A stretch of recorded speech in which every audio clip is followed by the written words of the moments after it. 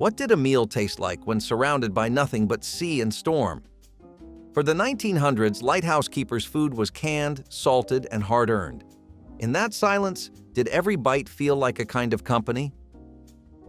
Salt pork and hardtack stew was the kind of meal that felt like survival in a bowl. Lighthouse keepers made it from preserved pork, ship's biscuits, and water thickened with whatever scraps they could find. The hardtack softened slowly, turning the broth into something closer to glue than soup, but it filled their stomachs and kept them steady through the roar of the wind. The salt from the meat and biscuits kept it preserved for days, and the smell of it simmering on the stove gave a sense of warmth that no fire could match. On nights when the fog rolled in and waves smashed against the rocks, this was the meal that held them together. It was simple, heavy, and sustaining. A dish that spoke of patience and necessity. There was no waste here. Every piece of pork fat and crumb of biscuit had its place. The stew might not have been elegant, but it carried the taste of endurance, the memory of men who cooked with one eye on the flame and one on the sea. Cornmeal mush with molasses was the lighthouse keeper's breakfast of endurance. Cheap and filling, it began as a pot of boiling cornmeal stirred until thick enough to hold a spoon upright. When poured into pans and left overnight, it set firm, ready to be sliced and fried the next morning. Drizzled with molasses, it tasted of warmth and home even in the coldest, dampest corners of the keeper's kitchen. It was the kind of meal that stretched supplies, where one bag of meal could last a month and still keep a man standing. Sweetness was rare, but a trickle of syrup on top felt like luxury against the constant salt and wind. The sound of it frying on the skillet was comfort itself, soft on the inside, crisp on the outside, golden as sunrise over the waves. It was not fancy food, but it carried a dignity born of thrift and routine. Every keeper who cooked it knew the worth of patience, stirring the pot until it came alive. Tinned salmon patties were a small miracle from the pantry shelf, proof that even the simplest food could feel like a feast. The salmon came sealed in oil, salty and dense, waiting to be mixed with crumbs, onion, and egg before hitting the pan. Fried in leftover fat, they sizzled and crackled, sending the scent of the sea curling through the narrow kitchen. The smell was strong but familiar, a reminder that home could live inside a tin. Some keepers added potatoes to stretch them farther. Others served them plain between two slices of bread, proud of the little warmth they had made. They were easy to store, quick to prepare, and steady enough to chase away the fatigue of long shifts. The taste was simple, but rich, briny with just enough crunch to make the silence feel lighter. Each patty was survival shaped into comfort, a small rebellion against monotony. The irony never went unnoticed. Salmon from a can feeding men surrounded by ocean. But that was life in the tower, finding meaning in what could last. Every bite carried the flavor of gratitude, of endurance turned into something good. They were food, yes, but they were also proof of ingenuity. Canned tomato soup and crackers were the keeper's faithful companions on fog-heavy nights. When the horizon disappeared and the waves turned to walls, all a man needed was a tin, a pot, and a bit of quiet to wait it through. The soup simmered thin but fragrant, its red warmth cutting through the chill that stone walls could never keep out. Crackers softened in the bowl, soaking up sweetness and salt until they melted like comfort itself. The sound of the spoon tapping the tin was the rhythm of endurance, soft, steady, and human. It was food for the weary, humble and sure, a reminder that simplicity still had heart. Many keepers kept stacks of soup beside lantern oil, ready for the kind of night when cooking felt impossible. The warmth filled the chest, the steam fogged the windows, and the world beyond the glass grew quiet for a while. It was not a meal meant to impress, only to keep the body steady and the spirit warm. In a place where loneliness was constant, this small ritual felt like care. Canned soup made peace tangible. Potato and onion hash was the kind of food that made hard living taste a little softer. With nothing but potatoes, onions, and a scrap of fat, a keeper could make a breakfast fit for strength and simplicity. The pan hissed as the slices browned, the scent of salt and smoke rising like a promise of calm. It was humble cooking, done half asleep and still perfect. The crisp edges, the sweet bite of onion, and the softness at the center turned monotony into comfort. No other meal filled the room quite the same way. It carried warmth into the cold corners of the tower. Keepers leaned on it during long nights or early dawns, knowing it would always come out right. Sometimes a shred of leftover meat made its way in, but even without it, the flavor was honest and whole. It tasted like survival without sacrifice, like a small victory over hunger. Every bite was grounding, proof that the simplest things endure best. The potatoes filled the belly, the onions filled the air, and together they kept the dark at bay. It was not fancy, but it was home. Split pea soup with salted ham bone was the meal that carried warmth farther than fire could. The peas swelled slowly in boiling water, thickening the broth with their starch, while the bone lent salt and depth. It simmered for hours, quiet and patient, as waves slammed the cliffs and wind shook the windows. The smell drifted through every level of the tower, wrapping the air in calm. By morning, it was a meal ready to last for days, hearty, smoky, and nourishing. Keepers counted on it during the worst storms, when the sea kept boats away and silence filled every hour.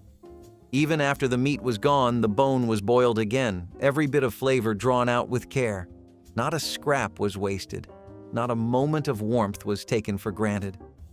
The soup grew thicker each day, as if learning resilience from those who stirred it. Each bowl tasted like work, patience, and gratitude in equal measure. For men who lived between isolation and duty, this was comfort that endured. It was a meal as steady as the light above them, unchanging, reliable, and good. Pickled beets and eggs brought color to the gray monotony of sea life. Jars of them sat on every shelf, bright red and glinting like stained glass in the lantern light. The tang of vinegar cut through the salt of other foods, and the eggs soaked up that deep pink hue, tender and sharp all at once. They were the perfect side for any cold supper, a small taste of something fresh in a world that was anything but. Pickling meant survival, and the keepers knew how to make it last, sealing jars tight before the storms rolled in. Opening one felt like opening summer in the dead of winter. The first bite woke the senses, cutting through the endless quiet of isolation. It was a reminder that even in a place where everything rusted and spoiled, some things could endure. Simple, practical, beautiful. That was the magic of the pickled beet and egg. Dried apple hand pies were sweetness wrapped in survival. Apples were sliced thin, dried by the stove, then brought back to life with sugar, cinnamon, and a little imagination. Wrapped in pastry and baked until golden, they filled the room with the smell of warmth and home. These little pies were a keeper's treasure, eaten cold on long shifts or warmed beside the lantern flame. Each bite carried the memory of autumn orchards far from the shore, a hint of normal life beyond the reach of the sea. They were sturdy enough to last for days and simple enough to make without wasting precious ingredients. The crust flaked, the fruit melted, and for a few minutes, even the ocean quieted. It was dessert made from patience, proof that sweetness could exist even in loneliness. If the wind outside screamed loud enough, these pies were the answer, something warm to hold on to. Corned beef and potato cakes turned leftovers into gold. Crumbled beef from a tin, mashed potatoes from last night, and a handful of onions were pressed into patties and fried crisp. The sizzle was its own kind of music, cutting through the silence of the keeper's quarters. They were quick to make, filling, and cheap. Everything a man needed when the supply ship was late again. The flavor was salty and rich, the potatoes soft beneath their crust, the kind of meal that made hard work feel worth it. It tasted better the next day, eaten cold or reheated by the lamp. Every keeper had their own version, some adding a pinch of mustard, others nothing but salt and thyme. It was food that respected effort, turning scraps into satisfaction. There was pride in it too, the kind that comes from making something decent out of almost nothing. Codfish chowder was the taste of the sea turned gentle, salted cod soaked overnight, then simmered in milk with potatoes and onions until it thickened into comfort. The smell was rich and briny, carrying through the tower halls and making even the loneliest post feel like home. Every spoonful told the story of the coast, simple, hearty, and honest. The fish flaked into tender pieces, the potatoes softened just enough, and the broth turned smooth like silk. For lighthouse keepers, it was more than food. It was belonging. It reminded them that even surrounded by cold water, warmth could still be made. The chowder filled bellies, soothed spirits, and stood against the roar of storms outside. It was the meal that made the endless gray feel a little less lonely. Canned clam stew was the kind of meal that could bring the ocean indoors, only softer and kinder. The clams came from tins stacked in the pantry, opened on nights when storms made fishing impossible. Mixed with evaporated milk, potatoes, and a touch of onion, they made a stew that carried the scent of the sea without the sting of its salt. It was briny, creamy, and rich enough to remind a keeper why he stayed close to the coast. The clams broke apart as they simmered, thickening the broth into something that felt almost luxurious in its simplicity. It was comfort food for men who rarely had comfort at all. Even cold, it tasted like warmth, like the sea at rest. It filled the body, calmed the mind, and made the wind sound softer for a while. Every spoonful was a small act of gratitude for the ocean that both fed and tested them. Johnny cakes were a keeper's bread when bread could not be had. Cornmeal mixed with salt, water, and a bit of pork drippings was all it took to make these golden rounds of survival. Poured thin onto a hot skillet, they sizzled and browned fast, crisp at the edges and soft in the center. They were portable too, easy to wrap and carry up to the lantern room for long shifts. Sweetened with molasses or eaten plain, they filled the space that bread once held. Every bite was proof that necessity could taste good when made with patience. The smell of frying cornmeal filled the tower, chasing out the damp scent of salt and oil. They broke apart easily, but they held together long enough to feed a man and keep him working. There was comfort in that simplicity, a reminder that even without plenty, there was enough. Baked beans with molasses were the backbone of long nights and endless watch shifts. The beans soaked overnight, then simmered through dawn with salt pork, molasses, and onions, turning from pale to dark and thick. The pot sat close to the coals, bubbling softly as the tide changed and the keeper marked another hour. The sweetness of molasses cut through the salt, the smoke of the pork rising like a prayer to warmth. The flavor deepened as it sat, every reheating making it richer and heavier. It was food that worked as hard as the men who ate it, keeping long hours without complaint.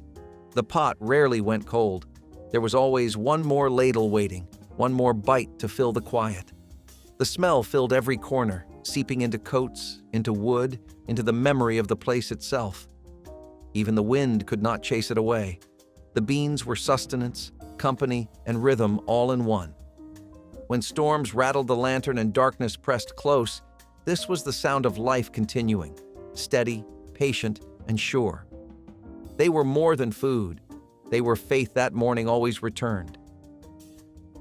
Rice pudding with evaporated milk was the keeper's small mercy at the end of a long day.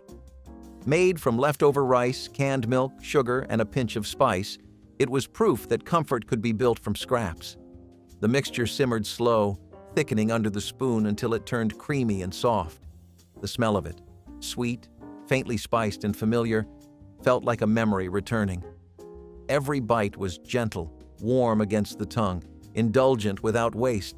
Cinnamon meant fortune. Nutmeg meant a miracle. The pudding cooled on the sill while the sea wind hummed outside, becoming denser, more tender as it sat.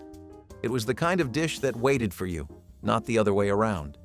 Eaten warm or cold, it filled the belly and softened the heart.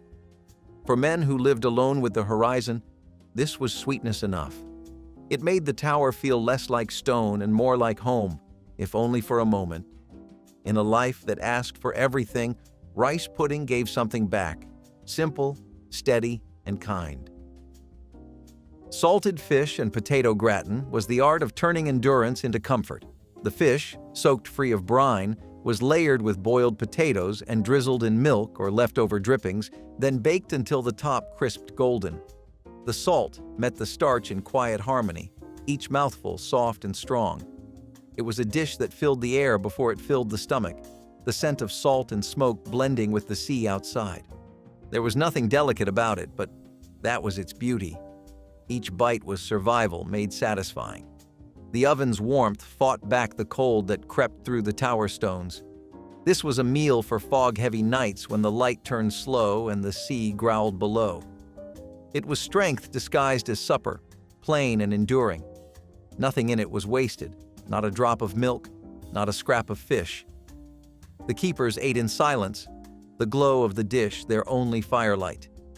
In every layer there was proof that care and patience could still create comfort, even from scarcity.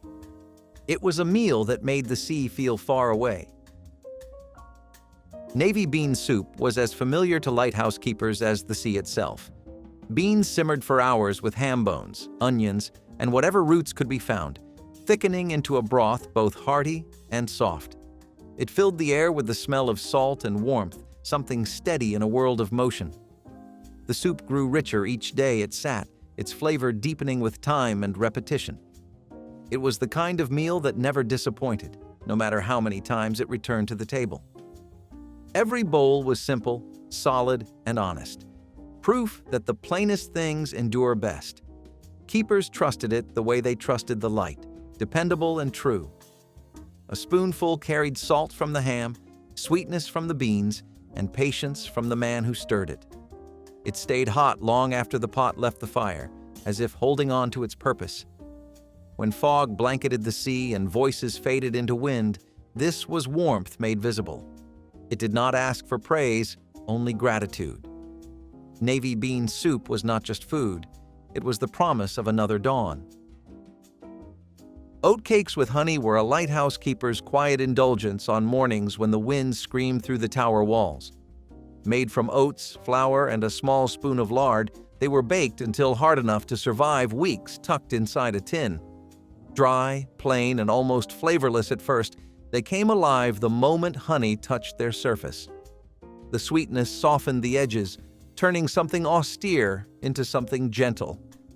Each bite carried the faint taste of grain and smoke, of warmth hidden inside simplicity. They were energy disguised as comfort, the kind of food that stayed with you long after eating. One oatcake could keep a man upright through hours of fog and fatigue, yet the drizzle of honey made it more than fuel. It made it kindness. In a life measured by light rotations and storms, that single taste of sweetness was something to look forward to. It was a reminder that even in isolation, life still held small graces. Breaking one open and hearing it crack was grounding, proof that not everything in their world had to bend or break. These were the kind of foods that whispered rather than shouted, and in that silence, they tasted perfect.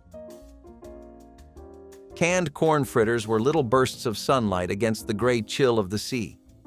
Made from tinned corn, flour, and a touch of milk, they fried up golden and crisp, the sound of oil popping breaking the monotony of the wind. The scent filled the room, rich and sweet, reminding keepers of fields far from the coast. Each fritter puffed as it cooked, soft inside, warm enough to cut through the damp that clung to everything. The first bite was comfort itself, the crunch giving way to the sweetness of corn trapped in a can since summer. These fritters were more than food. They were memory, disguised as breakfast or supper.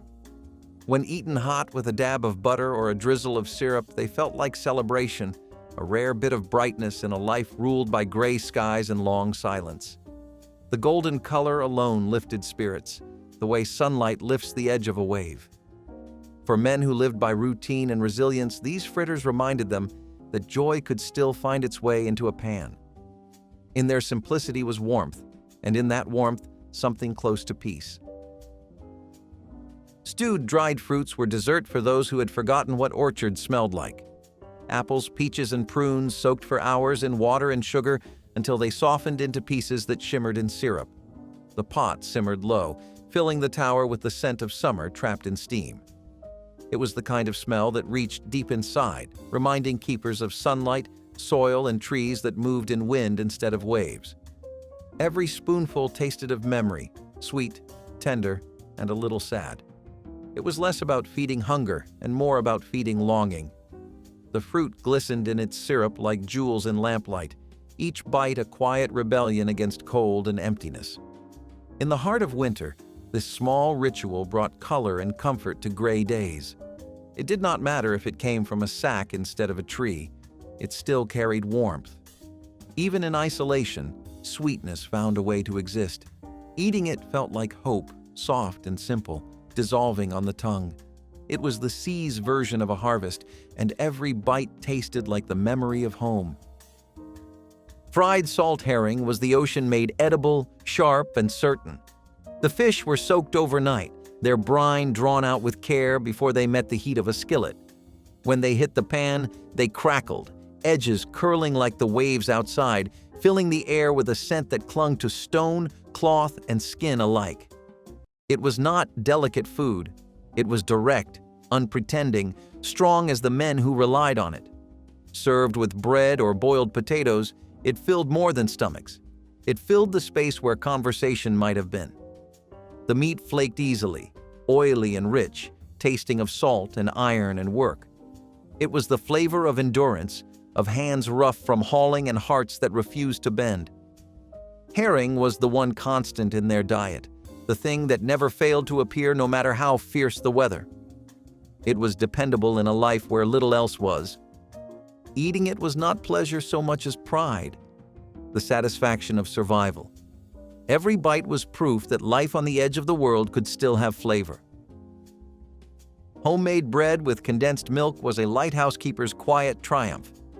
With no fresh dairy for miles, condensed milk gave loaves the richness and sweetness that ordinary rations could not. The dough was simple: flour, milk, yeast, and patience, and the smell of it baking carried through the tower like a hymn. Fuel was precious, so baking days were rare, but when they came, they felt like celebration. Keepers sliced the bread thick, spread it with butter if they had any, or ate it plain beside a mug of coffee. It was soft inside, golden outside, the kind of bread that made even canned food taste better beside it. Every crumb felt earned, the product of long hours and careful planning. It reminded them of home, of kitchens full of chatter instead of crashing waves. It was warmth you could hold, proof that even in solitude, some rituals stayed sacred. Canned pea and potato salad was the taste of summer trapped in tins. When supply boats finally arrived, the first thing many keepers did was open their reserves of vegetables. Peas and potatoes came ready to use, needing only a rinse and a splash of vinegar or a spoon of mayonnaise substitute to come alive. The salad was cool, bright, and satisfying after weeks of heavy stews and salted meat. It broke the monotony of meals that all tasted of brine and smoke. Some added mustard powder for sharpness, others a pinch of sugar for balance. It was quick to make and easy to store, perfect for long daylight shifts in the heat. The flavors were simple but refreshing, a little reminder that the world beyond the sea still had color. Even a cold meal could feel like a luxury when everything else came from a can. Boiled coffee with eggshells was not just a drink, it was a ritual against exhaustion. Keepers brewed it strong and dark, thick as the sea fog outside, but the trick was always in the shells. Crushed and dropped into the pot, they softened the bitterness and drew the grounds to the bottom, leaving a cup clear and calm as morning water. It was a sailor's secret passed down through generations, a small miracle of chemistry and patience. Each sip tasted of endurance, bitter still but balanced by care. On stormy mornings, the hiss of the pot was the only sound that belonged to them, a human noise among the waves and wind. The smell drifted through the tower, sharp and comforting, wrapping the men in its warmth. Even when food was scarce, there was always coffee. It was the one habit they would not break. It steadied their hands, focused their eyes, and reminded them they were still alive and working. Simple, strong, and made to last, it carried the flavor of willpower itself. The ocean could rage all it liked. There was strength in that cup. It was more than caffeine. It was resolve boiled into being. Pickled cabbage slaw brought color and crunch to the gray monotony of winter. Vinegar, salt, and sugar transformed the plain white leaves into something bright and defiant. When the world outside was frozen, the slaw stayed sharp, a bite of life that refused to fade. The first taste was a shock to the tongue, tangy and alive after months of heavy stews and salted meat. It made the heart wake up, the way light does after too much darkness. Keepers filled jar after jar before the cold came, sealing away the last memory of harvest. Those jars lined the shelves like treasures, glowing faintly in the lantern's beam. The crack of the lid and the scent of vinegar filled the kitchen with sudden energy. It was not fancy, but it was something real, a whisper of freshness that carried through the stale air. Even in a world of stone and sea, this little dish felt like sunshine in a bowl. It reminded them that flavor, like hope, could survive anything. For men surrounded by nothing but gray, that brightness mattered most. Salted beef jerky strips were survival made simple and sure. Thin slices of meat were rubbed heavy with salt, then hung to dry near the fire until they turned dark and rigid as driftwood. They would last for months, even through storms that cut the tower off from every supply route. Keepers wrapped them in cloth or packed them tight in tins, knowing they could depend on them when nothing else remained. The first bite was always tough, the kind you had to work for, but the flavor that followed was deep and real. It was the taste of the land they missed, the memory of warmth and earth underfoot. When the wind howled outside and the waves slammed against the rocks, this was food that did not bend. It demanded effort, just like the life they lived, hard, dry, and salty, yet filled with comfort. It reminded them that endurance could be eaten. Every strip was a quiet promise that they would outlast the storm. Molasses bread pudding was the sweetness of thrift and warmth combined. Stale bread, instead of waste, became the heart of something new, soaked in milk, drizzled with molasses, and baked until golden at the edges. The smell alone was enough to make a weary man stop and breathe. It filled the tower with something that felt like home, rich and heavy with memory. The molasses brought a deep sweetness, darker and slower than sugar, the kind that stayed on the tongue long after the last bite. It was the dessert of resourceful men, made from scraps and imagination. Even when ingredients were few, flavor could still be found. Each serving tasted like care itself, the proof that comfort did not always come from plenty. It could be eaten hot with steam rising from the spoon, or cold the next morning beside coffee. The taste lingered, carrying quiet satisfaction through the long watch hours. It was nourishment for both body and spirit, a reminder that even in isolation, life could still be sweet. Oyster stew from canned oysters was delicacy born of isolation. The oysters came preserved in brine, poured into milk and butter, then simmered until the broth turned silken and rich. The smell was heavy with salt and warmth, filling the stone tower with something close to luxury. It was a dish that felt expensive, though it came entirely from tins, made richer by patience and care. Keepers saved it for nights when the ocean was calm enough to let them rest, or when they needed reminding that comfort still existed. Each spoonful carried the flavor of the sea, softened into kindness, tasting like home for men who had not seen home in months. The warmth of the bowl spread through their fingers and chest, steadying them for the long hours ahead. It was not a grand meal, but it was grand in feeling, proof that even the simplest foods could hold grace. It made the light feel warmer, the wind sound softer, and the world just a little less far away. For a few moments, even the sea itself seemed to rest when the stew simmered, breathing in time with the men who watched it. Fried dough twists with sugar dust were celebration disguised as food. On calm weekends, when the wind eased and the sea behaved, keepers finally had the luxury to bake. They mixed flour, water, and lard into a pliant dough, twisted it into ropes, and fried them golden in bubbling oil. When rolled in sugar, the twists gleamed like sunlight slipping through a window. Sweetness was rare in that lonely life, so each batch felt like treasure. The smell filled the air with warmth and laughter that did not need to be spoken aloud. The sugar clung to their fingertips, sticky and bright, while the taste lingered like joy itself. These were not everyday meals. They were the reward for endurance, a reminder that work and waiting sometimes ended in pleasure. Every keeper knew how precious sugar was, so the dessert carried reverence in its simplicity. It was proof that the human heart always finds ways to celebrate, even in solitude. Each bite was fleeting, but it stayed in memory longer than the calm ever did. For once, the meal was not about survival, it was about living.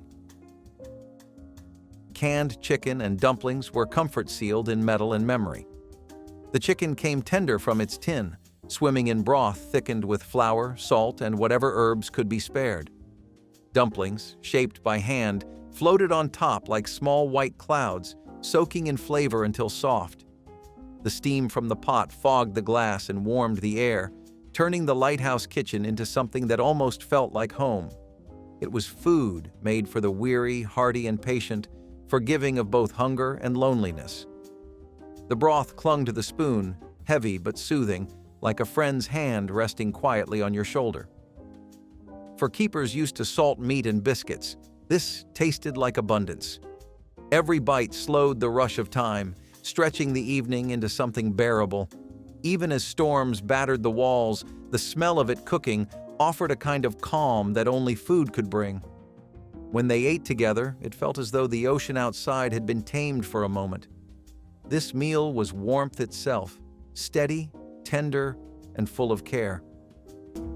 Spanish rice with tomatoes and green peppers, a flavorful side dish that has graced American tables for decades. Despite its name, it's actually more of a Mexican-American creation, born out of the fusion of traditional Spanish and Mexican cooking.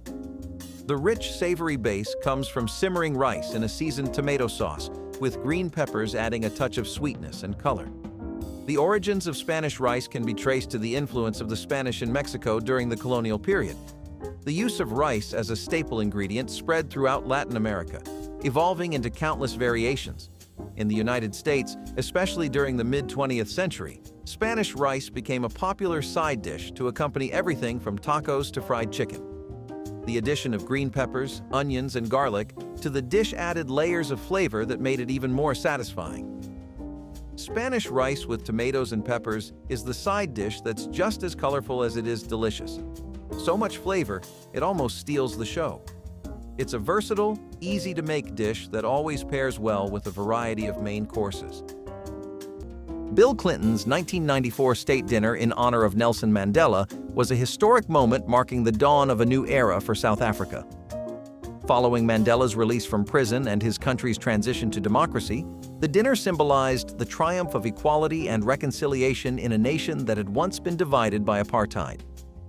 The menu reflected Southern American cuisine, a fitting tribute to Mandela's journey and the cultural ties between the U.S. and South Africa. Guests were treated to crab cakes, a coastal delicacy, followed by collard greens, a southern staple, and sweet potato pie for dessert. The meal was rich in both flavor and significance, connecting the hearts of Americans and South Africans alike. Invited to the dinner were Mandela and key South African leaders, along with prominent U.S. politicians, making the event a significant diplomatic gathering. The dinner was about honoring Mandela's leadership and the profound change his presidency had brought to his country. It celebrated South Africa's newfound democracy and the end of racial injustice. Clinton, known for his casual approach, joked, "This is the kind of meal where you don't just talk about reconciliation, you feel it in every bite." The dinner, like Mandela himself, proved that change was not only possible but could be delicious too. Before plant-based eating became trendy, hearty vegetarian dishes like this one were a practical necessity. Creamy wild rice and mushroom casserole was a staple in Midwestern and Northern kitchens, especially during the colder months. Packed with earthy flavors and a rich, velvety texture, it was a comforting dish that felt just as satisfying as any meat-based meal. Wild rice, despite its name, isn't actually rice. It's a highly nutritious aquatic grain native to North America. Indigenous tribes harvested it for centuries, and by the mid-20th century, it had found its way into everyday cooking. Though slightly more expensive than white rice, Its nutty flavor and chewy texture made it worth the price. Combined with mushrooms, one of the most affordable and widely available vegetables, this dish was both economical and deeply flavorful. A creamy sauce, often made with milk, butter, and a touch of sherry, tied everything together, creating a casserole that was rich yet wholesome. As convenience foods surged in popularity, canned cream of anything soup replaced homemade sauces, and wild rice was increasingly swapped for cheaper, quicker-cooking grains. Over time, this once-loved casserole became a relic of an era when scratch cooking was the norm. When it comes to simple yet elegant meals, few combinations can match the light, flaky fish paired with the richness of lemon butter and the crispness of asparagus. Baked cod or halibut are perfect choices for this dish. Both are mild white fish that take well to a variety of seasonings, but it's the lemon butter that steals the show, bringing a burst of freshness that complements the delicate flavors of the fish. Cod and halibut have been long favorites in American kitchens, especially along the coastlines where they are abundant. Cod, with its firm texture, has been a staple in New England since the colonial era, while halibut is prized for its mild taste and large fillets. Both fish are low in fat but high in protein, making them an excellent choice for a healthy, satisfying dinner. Asparagus, often served alongside fish in this dish, is packed with vitamins and minerals, making it a nutritious addition. The key to a great asparagus side is cooking it just enough to maintain its crunch, while the lemon butter ties everything together in perfect harmony. A meal like this is a reminder that simple ingredients can create something extraordinary. Side dishes were once as thoughtfully prepared as the main course, and few were as simple yet elegant as a well-roasted carrot medley. Coated in honey, butter, and a hint of cinnamon, this dish was a staple at homecoming dinners, adding a touch of natural sweetness to balance out heavier meats and casseroles. Carrots were a practical choice for home cooks. They were cheap, easy to store, and available year-round, making them a kitchen essential. Roasting them brought out their natural sugars, and when paired with honey and warm spices, they became more than just a side dish. They were a highlight. Some versions used maple syrup instead, while others incorporated fresh herbs for a more savory twist. No matter the variation, the result was always a vibrant, glossy medley of tender carrots with a flavor profile that felt both nostalgic and indulgent. As processed vegetable sides and microwave steamed bags took over grocery store shelves, many home cooks stopped roasting vegetables altogether.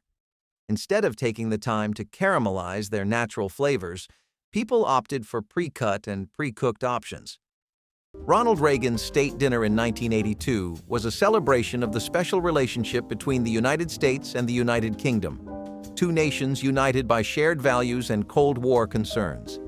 Held in honor of British Prime Minister Margaret Thatcher, the dinner was designed to reinforce the strong ties between the two countries at a time when global tensions were high. The menu was a showcase of American grandeur, with dishes that exemplified the best of U.S. hospitality. The meal began with poached salmon, elegantly presented and accompanied by a light, flavorful sauce. The main course featured filet mignon, tender and perfectly seared, an indulgent American classic. For dessert, guests enjoyed a decadent chocolate soufflé, a sweet and sophisticated finale to the evening. The guest list was a carefully curated mix of global leaders and key political figures, with Thatcher taking center stage. The dinner was about reaffirming the strategic alliance between the U.S. and the U.K. during a time of geopolitical uncertainty, particularly in Europe. Scalloped ham and potatoes, a classic dish that brings together two of the most beloved comfort foods, tender ham and creamy, cheesy potatoes. This casserole has been a staple at family gatherings and Sunday dinners for generations, proving that simple ingredients can create something extraordinary.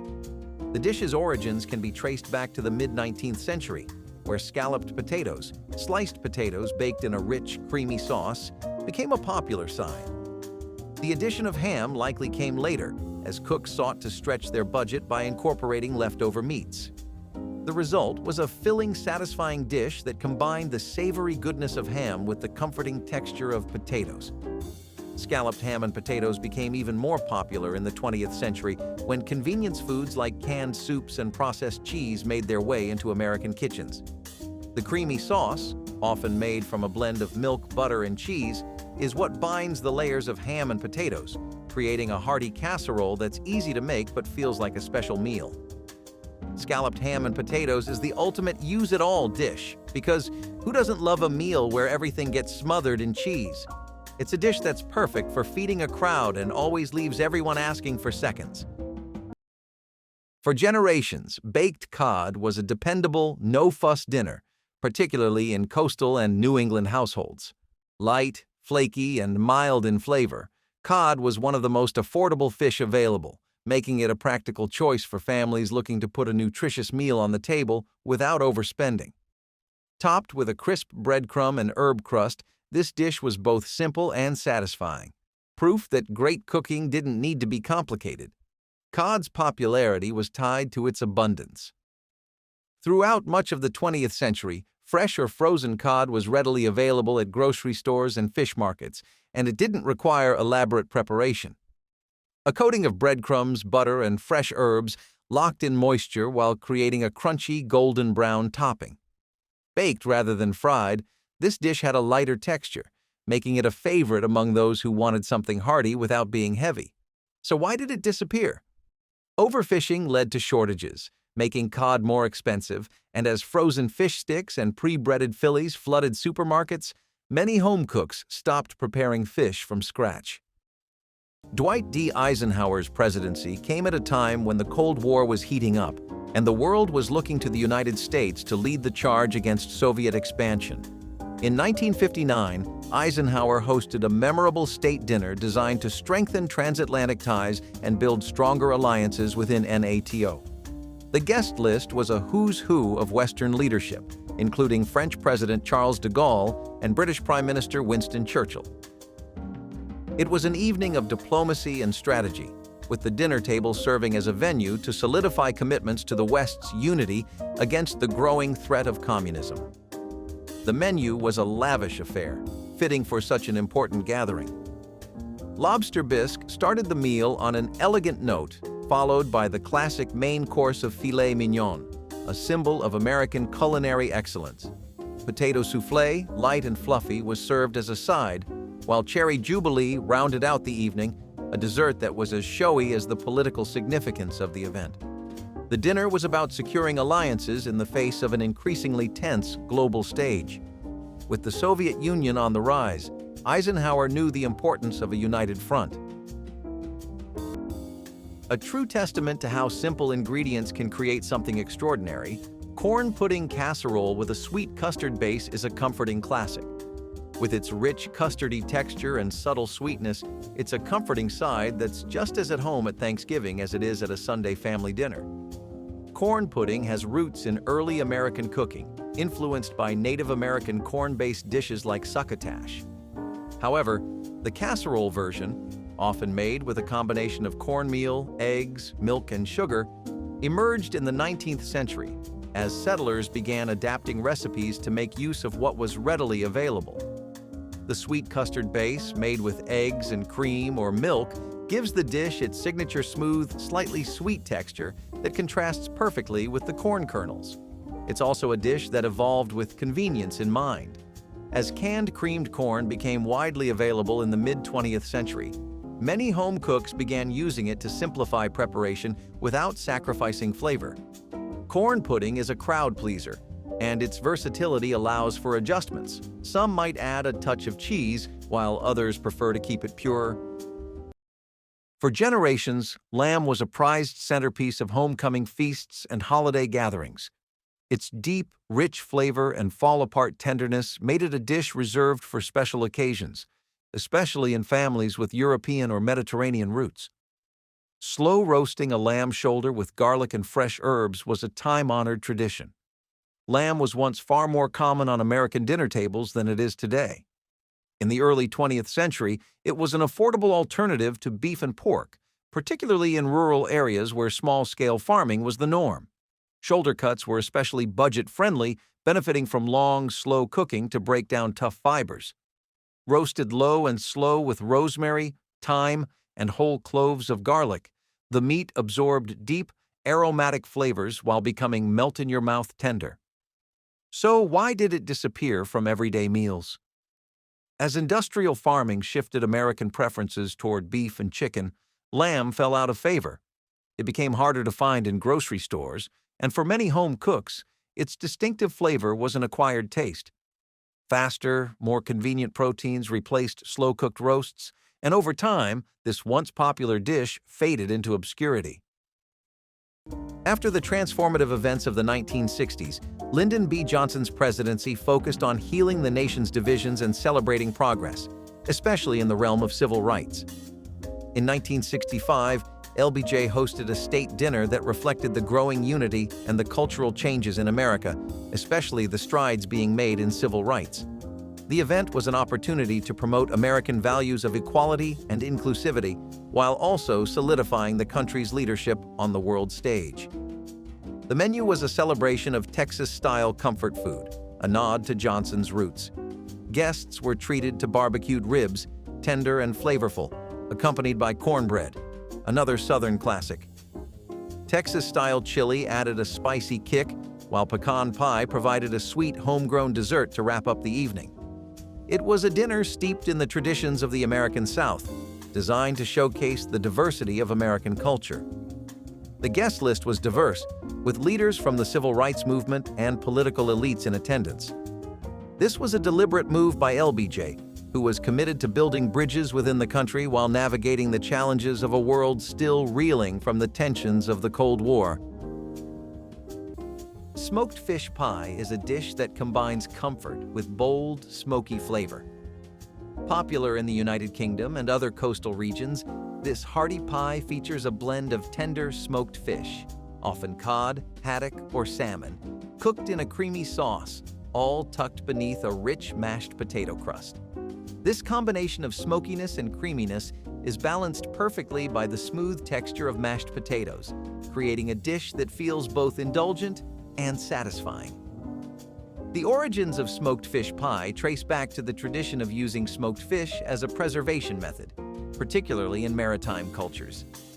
Smoking fish was an effective way to keep it fresh for longer periods, and the technique made its way into home cooking as a flavorful method for adding depth to dishes.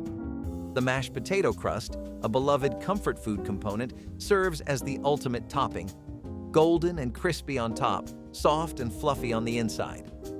It's a dish that's rich in history and flavor, offering a unique twist on traditional pies. Smoked fish pie with mashed potato crust brings together the best of both worlds, seafood and comfort, making it a dish that's sure to please the whole family. Few dishes capture the culinary experimentation of the late 20th century quite like this one. With its bold combination of prunes, olives, capers, and white wine, chicken marbella was a breakout star of the 1980s dinner party scene. It was elegant, unexpected, and a perfect example of how sweet and savory flavors could work together in harmony. The recipe originated from the Silver Palette Cookbook, a landmark 1982 publication that introduced home cooks to sophisticated yet approachable recipes. What set this dish apart was its unique balance: briny olives and capers cut through the sweetness of prunes, while white wine and vinegar created a tangy, aromatic sauce. Chicken, an affordable and versatile protein, absorbed the flavors beautifully as it marinated overnight before baking. Despite its popularity, chicken marbella eventually faded from home kitchens. As the 1990s brought a shift toward faster, simpler meals, dishes requiring overnight marination and complex flavor profiles became less common. The rise of international cuisine also introduced new, trendy flavors that overshadowed this once-beloved classic. Jimmy Carter's presidency was defined by a commitment to human rights and global diplomacy, and one of his signature state dinners in 1977 reflected those values. This dinner, held in honor of Middle Eastern leaders and human rights advocates, was a statement of Carter's vision for the world. The meal highlighted his emphasis on global peace and social justice, especially in the Middle East. The menu was a comforting and elegant showcase of American cuisine, beginning with roast lamb, a nod to Middle Eastern culinary traditions, followed by fresh, seasonal vegetables representing Carter's commitment to environmental issues. For dessert, peach cobbler brought a touch of Southern hospitality to the table, a reminder of the president's Georgia roots. Invited guests included leaders from the Middle East, as well as key figures in the human rights movement, with Carter aiming to build bridges across cultural divides. The dinner was a chance for the president to demonstrate U.S. leadership on the world stage, focusing on human rights and encouraging peace in a region often mired in conflict. Carter's belief in diplomacy was so strong that he famously joked, "If this dinner doesn't go well, I'll have to break out the peach cobbler for a second round of peace talks." A meal served with both purpose and charm as Carter worked to use every opportunity to make the world a better place.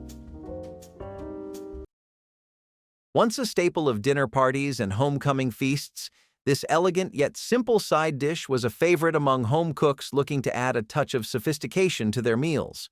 Crisp, tender green beans, lightly sautéed in butter and finished with toasted almonds, struck the perfect balance between freshness and richness. Green beans were one of the most accessible vegetables in American kitchens. Whether fresh, frozen, or canned, they were affordable and widely available year-round. Almonds, though slightly more expensive, were used sparingly, adding a crunchy contrast without overwhelming the dish. The preparation was straightforward. The beans were quickly blanched to preserve their bright color and firm texture, then tossed in a buttery skillet with slivered almonds for a nutty, golden brown finish. Some recipes included a squeeze of lemon or a sprinkle of garlic for extra depth. But as convenience cooking took hold, green bean almondine slowly faded from dinner tables. Canned green bean casseroles, loaded with processed ingredients, became the new standard, and simple, fresh preparations were overlooked in favor of heavier, creamier alternatives.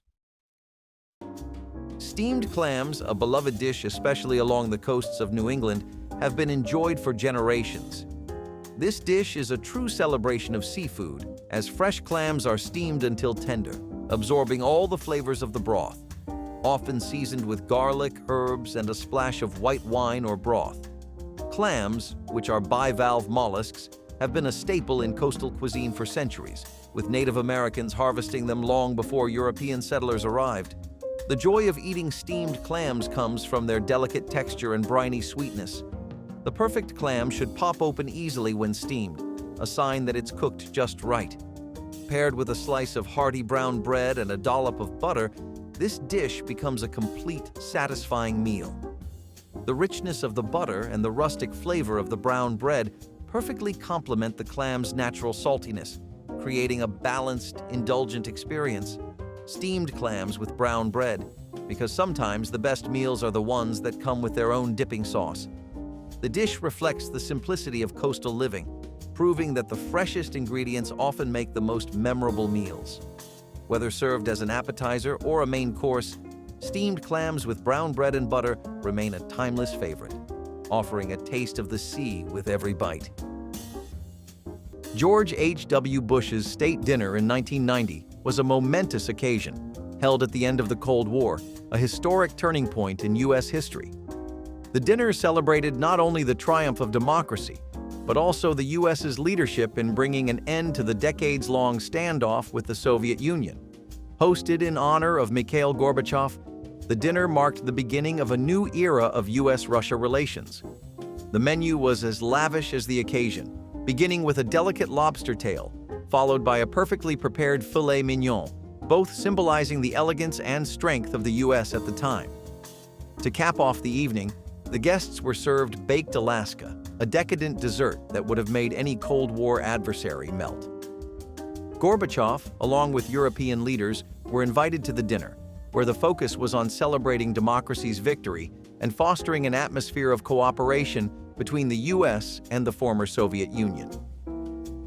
The dinner was a powerful symbol of the diplomacy that led to the peaceful end of the Cold War and the beginning of a more hopeful international landscape. Bush, with his characteristic humor, quipped that baked Alaska was the perfect dessert to represent the collapse of the Soviet Union, a little fiery on the outside but soft and warm on the inside. The dinner served as a reminder that while the world was changing, the U.S. would remain a steadfast leader, For decades, this dish was the definition of hearty, home-cooked comfort food.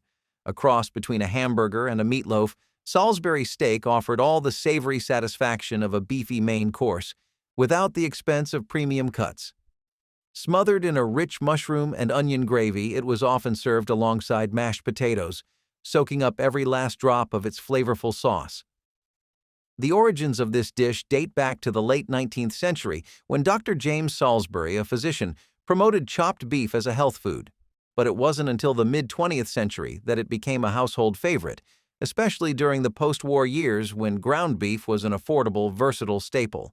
Mixing the meat with breadcrumbs, eggs, and seasonings helped stretch a family's grocery budget, making it a go-to recipe for filling, cost-effective meals.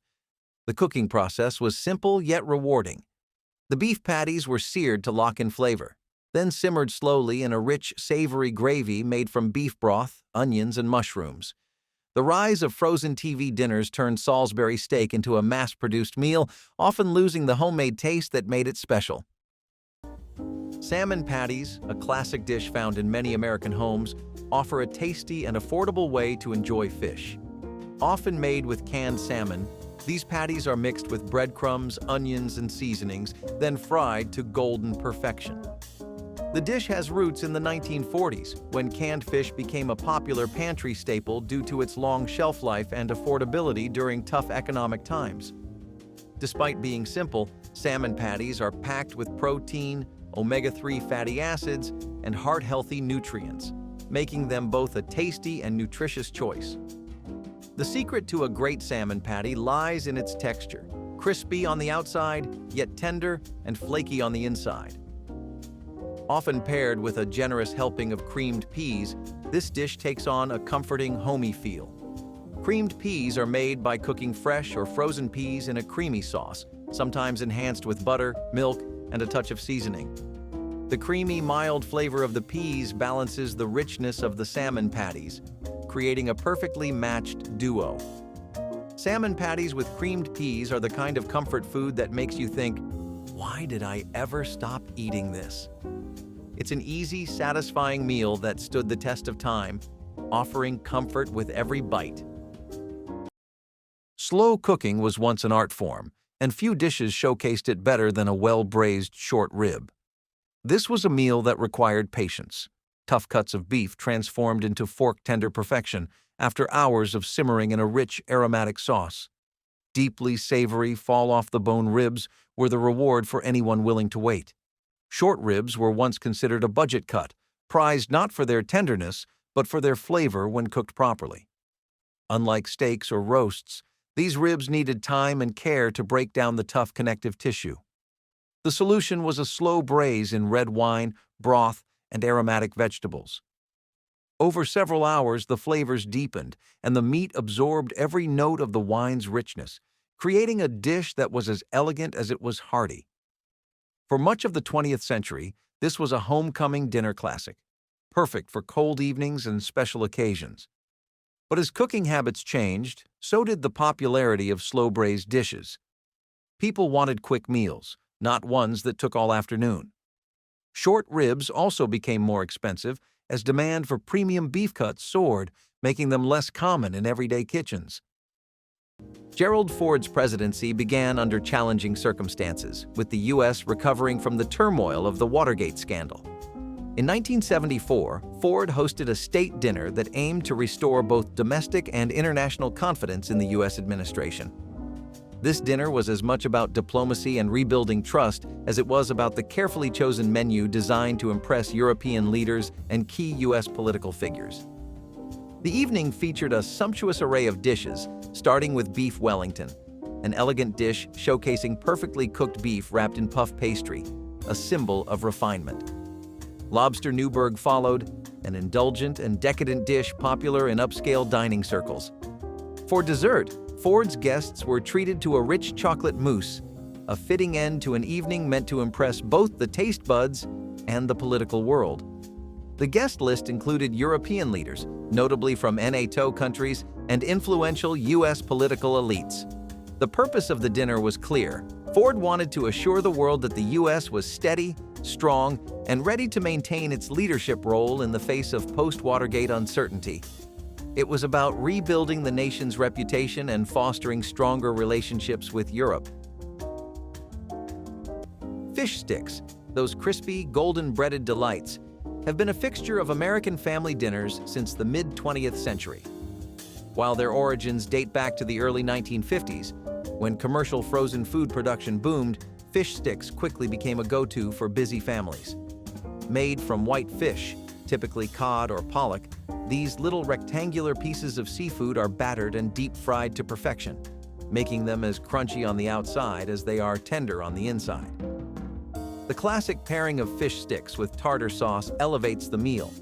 Tartar sauce, a tangy combination of mayonnaise, pickles, and lemon juice, adds a creamy contrast to the crispy fish.